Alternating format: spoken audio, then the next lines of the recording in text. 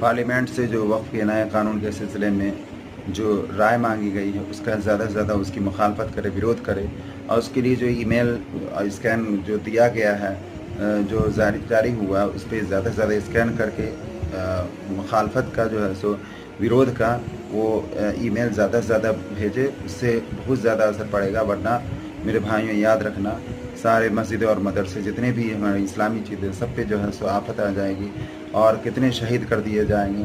बाद में आपको अल्लाह के यहाँ जो है सो जवाब भी देना होगा, हिसाब देना होगा, अल्लाह को क्या मुँह दिखाएंगे। इसलिए मेरे भाइयों इसका ख्याल करें। और ये स्कैन है आपके सामने में और ये तरीक़ा है, इस तरीके से जो है आप ईमेल करें, बहुत आसान तरीका है।